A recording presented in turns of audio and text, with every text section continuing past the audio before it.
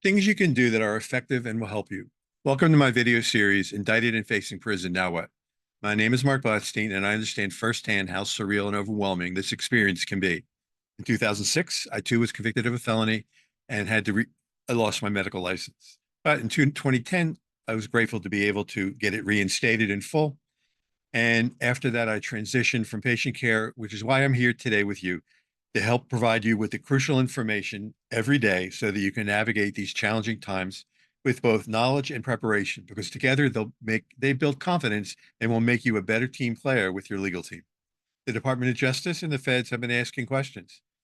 And once you've heard the rumors, their case is mostly complete as they have a 98% conviction rate. Therefore, the odds are not in your favor that you'll escape prison time. You can choose to go to trial, but 0.2% win, so it's not high odds. However, knowledge is power, and I'm placing it in your hands. Delaying your next step could have severe consequences. You don't wait. Your future's at stake, which is why it's critical to hire a legal team with a proven track record of successfully defending cases like yours. Don't settle just for the experience. You need a legal team that you feel is a good, excuse me, is a good fit for you so that you can wind up with the best possible outcome. Making the right choices today is going to help you move forward with confidence tomorrow. Should you have questions, don't hesitate to call. Consider engaging my services at 240-888-7778. This is your life and your future. Department of Justice has published your story of the events, which is essentially your autobiography. And your judge is going to read this and assume it to be the gospel truth. I am sure that the indictment against you, which is what the Department of Justice actually wrote, is not that flattering. The narrative. Judges across the country agree from coast to coast that they want to hear from you, the defendant, because they understand that crimes don't happen in a vacuum. Judges like federal judge Mark Bennett want to learn the reason why. And quite honestly, he also would like to see your narrative as part of your pre-sentence report. He's been interviewed and quoted, and it's on my website. Your narrative is your life story, your autobiography. It's from when you were a child through elementary school. Did you have enough food to eat? Did you have to work and go to school? I don't know if it's junior high. For me, it was junior high, then high school. Now there's middle school stuck in the middle there somewhere. But you need to have your autobiography so that you can show the judge that, was there a trigger? What happened in your life that caused you to break the law? No one gets out of bed in the morning saying that, especially white collar, that they're going to commit a crime. It's just, it's not the case. So the judge wants to understand that you understand that you've accepted responsibility. You understand you've harmed victims by your actions, and that you have remorse for those victims for the crime you've perpetrated. Your release plan falls under the umbrella of your efforts at personal development and growth. Why is this important? Because that's what prison is supposed to do.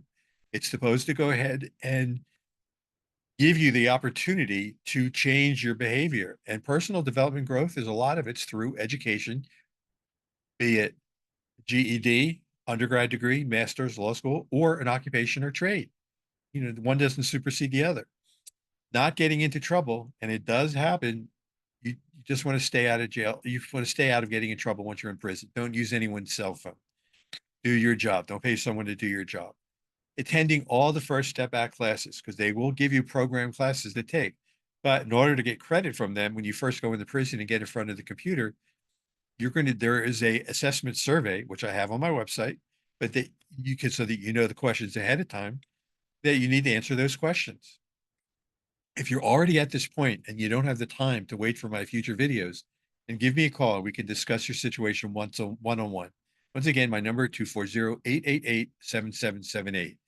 So I'm repeating myself a little bit here, but personal development and knowledge, getting your GED, associate's degree, undergraduate degree, master's or PhD, learning a new occupation or trade. That can be in the arts. They have that. They can be learning how to CDL license or driving a truck. There's a plethora of options available. There's not enough. And due to staffing shortages, there may be waiting lists or they may have been shuttered. But, we can only work with what we have. If you've been a successful person, you have your business, you have a PhD, a master's, a law degree, teach a class on your life successes. Start reading books on topics that interest you, not on fictional books, but on books where you can learn something, but where you have an interest. And who knows where it'll take. It can be autobiographies, history, science, whatever it may be.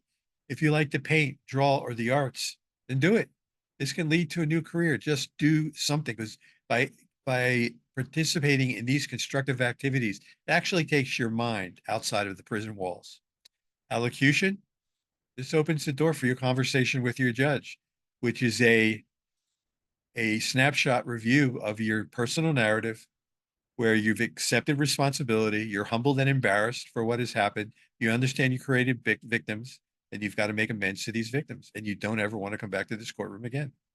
To engage my services or have your concerns answered, call me today at 240-888-7778. This is my cell phone, and I personally answer and return all calls. You can also get additional information on my website at it's PPRSUS.com. P as in Paul, P as in Paul, R as in Robert, US.com. I appreciate you taking the time to listen today, and I hope you have a safe day.